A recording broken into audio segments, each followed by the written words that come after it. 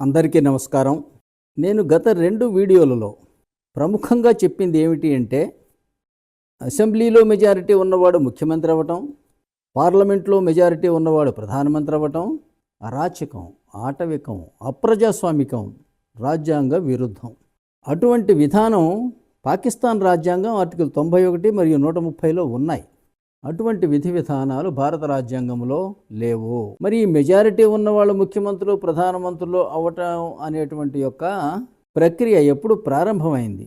దురాచారం ఎప్పుడు ప్రారంభమైంది అంటే ఇది 1950లో జరిగింది. ఆ విషయాన్ని విశదీకరించడం ఈ వీడియో యొక్క ముఖ్య లక్షణం. మనకు 1947లో స్వాతంత్రం వచ్చింది. అప్పుడు మనకు రాజ్యాంగము లేదు. రాజ్యాంగ సభలో మెజారిటీ ఉన్న జవహర్లాల్ నెహ్రూ గారిని ప్రధానమంత్రిగా లార్డ్ మౌంట్ బాటన్ గారు ప్రమాణ స్వీకారం చేయించారు. 1950లో అంటే 3 సంవత్సరాల తర్వాత రాజ్యాంగం అమలులోకి వచ్చింది. అది తీసి చూస్తే ఏముంది? భారతదేశ ప్రజాస్వామ్యము ఇంగ్లండ్ వంటి పార్లమెంటరీ ప్రజాస్వామ్యము కాదు. ఇది అమెరికా వంటి అధ్యక్ష తరహా ప్రజాస్వామ్యం. కానీ అమెరికాలో భారతదేశంలో ఏంటంటే ఎన్నికైనటువంటి రాష్ట్రపతి ఉంటాడు, ఎన్నికైన ప్రధానమంత్రి ఉండడు. మన పార్లమెంటు ప్రధానమంత్రిని ఎన్నుకునే విధానం రాజ్యాంగంలో లేదని నేను అనేక సార్లు చెప్పాను. అట్లాగే అసెంబ్లీలో ముఖ్యమంత్రిని ఎన్నుకోవటం ఇదంతా ఒక false, funny and shameful activity. This is not democracy, neither it is politics. Nehru garu రాష్ట్రపతిగా పోటీ చేసి ఎన్నికయ్యి ఈ దేశాన్ని పరిపాలించినట్టయితే ఈనాటి వరకు కూడా భారతదేశం రాజ్యాంగబద్ధంగా ఉండేది, సుభిక్షంగా ఉండేది, అమెరికాతో పోటీ పడే విధంగా ఉండేది. కానీ ఇప్పుడు ఆయన రాష్ట్రపతి ఎన్నికలో పోటీ చేయాలి అంటే ముందు ప్రధానమంత్రి పదవికి రాజీనామా చేయాలి. రాష్ట్రపతి ఎన్నికలో ఓడిపోతే ఏదీ మిగలదు. రాష్ట్రపతి ఉండదు, ప్రధానమంత్రి పోస్టు కూడా ఉండదు. ఇదే పరిస్థితి నెహ్రూ గారి టెంపరరీ మంత్రివర్గం, తాత్కాలిక మంత్రివర్గం 1947 నుంచి 52 వరకు. ఎందుకంటే 52లో మొట్టమొదటి ఎన్నికలు జరిగినాయి. ఈ తాత్కాలిక మంత్రివర్గంలో డాక్టర్ అంబేద్కర్ గారు ఉన్నారు న్యాయశాఖ మంత్రిగా, సర్దార్ వల్లభాయ్ పటేల్ గారు ఉన్నారు హోంశాఖ మంత్రిగా, బాబు రాజేంద్ర ప్రసాద్ గారిని కన్సెన్సస్ క్యాండిడేట్గా నిర్ణయించి వారిని నిలబెట్టి వీళ్ళందరూ మద్దతు ఇచ్చి ఆయనను గెలిపించారు. ఆయన 70% ఓట్లు ఆయనకి వచ్చినాయి. ఆ కృతజ్ఞతతోటి రాష్ట్రపతి భవన్కి పరిమితమై ప్రధానమంత్రి ఏది పంపిస్తే అది సంతకం పెట్టి స్టాంపు వేసి రాష్ట్రపతి అంటే రబ్బర్ స్టాంప్ అన్న బిరుదు సాధించుకున్న వ్యక్తి ఎవరయ్యా అంటే మన మొట్టమొదటి రాష్ట్రపతి. ఆయన యొక్క ఆ విధేయత, ప్రధానమంత్రి పట్ల ఉన్న విధేయత లేదా నెహ్రూ గారి పట్ల ఉన్న విధేయత వల్ల ఆయన వరుసగా 3 టర్ములకి రాష్ట్రపతిగా పనిచేశారు. 1947 నుంచి 77 వరకు అదే పొలిటికల్ పార్టీ, అదే కుటుంబం పరిపాలన చేయటం వల్ల ఇది ఒక ఆనవాయితీగా మారిపోయింది. ప్రధానమంత్రి పరిపాలించాలి, ఆయన చెప్పినట్టు రాష్ట్రపతి వినాలి. కానీ కాంగ్రెస్ నాయకులకు తెలుసు, ముఖ్యంగా నెహ్రూ కుటుంబీకులకి ఇందులో ఉన్నటువంటి లొసుగు.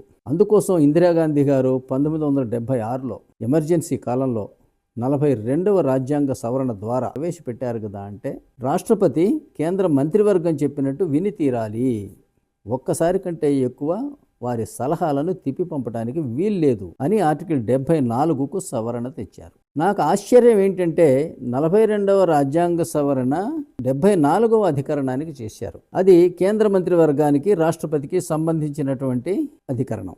విచిత్రంగా రాష్ట్రాలలో కూడా ముఖ్యమంత్రి వారి మంత్రివర్గం చెప్పిన విధంగా గవర్నర్ గారు వింటూ ఉన్నారు. అది ఎక్కడి నుంచి వచ్చింది? ఎవరు ఎందుకు ప్రశ్నించట్లేదు? నాకు ఆశ్చర్యకరమైనటువంటి విషయం.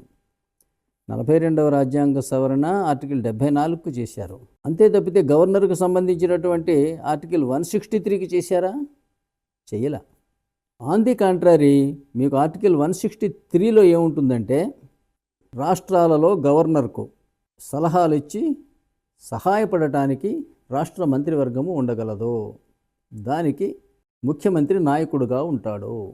కానీ గవర్నరు స్వీయ విచక్షణ అవసరమైన విషయములలో సలహా చెప్పే అధికారము మంత్రివర్గమునకు లేదు అని ఉంటుంది అందులో. నా అభిప్రాయం కాదు, వెర్బాటంగా అందులో ఉన్నదే చెప్తున్నాను మీకు. అట్లాగే గవర్నరు ఏదైనా ఒక చర్యని చేసినప్పుడు ఇది మీరు మంత్రివర్గం సలహా ప్రకారం చేశారా, మీ స్వీయ నిర్ణయం ప్రకారం చేశారా అని ప్రశ్నించే అధికారం ఎవరికీ లేదు. అట్లాగే ఏ విషయాలు మంత్రివర్గ సలహాపై ఆధారపడాలి, ఏది స్వీయ విచక్షణ ప్రకారం చేయాలి అనే సంపూర్ణ విచక్షణ గవర్నర్కు మాత్రమే ఉంటుంది. అది ప్రశ్నించడానికి వీలు లేనిది అని ఉంటుంది ఆర్టికల్ 163లో. మరి 163కి సవరణ చేయలేదు కదా 42వ రాజ్యాంగ సవరణ ద్వారా లేదా మరొక రాజ్యాంగ సవరణ ద్వారా. కానీ ఇదేమి విచిత్రమో ఇక్కడ కూడా రాష్ట్రాలలో కూడా ముఖ్యమంత్రి చెప్పినట్టుగా గవర్నరు వినితీరుతున్నాడు. ఇది చాలా విచిత్రమైనటువంటిది. గుమస్తాలు చెప్పినట్టుగా యజమాని వినటం, పైగా గుమస్తాల సలహాలు యజమానికి ఆదేశాలుగా మారతాయి అనడం. ఇది భాషకే అవమానం కదండి. సలహాలు సూచనలు ఎక్కడైనా ఆదేశాలు అవుతాయా? పైగా ఆర్టికల్ 164లో ఉంటుంది, అక్కడేమో ఆర్టికల్ 75లో ఉంటుంది కదా. అంటే ముందు ఆర్టికల్ 164 రాష్ట్రం గురించి చెప్తాను. ముఖ్యమంత్రిని గవర్నర్ నియమిస్తాడు, ఇతర మంత్రులను ముఖ్యమంత్రి సలహా మేరకు గవర్నర్ నియమిస్తాడు. వారందరి పదవీ కాలం గవర్నరు సంతోషించినంత వరకు మాత్రమే. ఆర్టికల్ 167 కింద ముఖ్యమంత్రి ప్రతి ప్రపోజల్ అడ్మినిస్ట్రేటివ్ ఆర్ లెజిస్లేటివ్ ప్రపోజల్స్ని గవర్నర్కి తప్పనిసరిగా విధిగా నివేదించాలి. గవర్నర్ ఇంకేమైనా వివరణలు కోరితే అవి కూడా అందజేయాలి. మంత్రివర్గం అసెంబ్లీకి సమిష్టిగా జవాబుదారీగా ఉండాలి.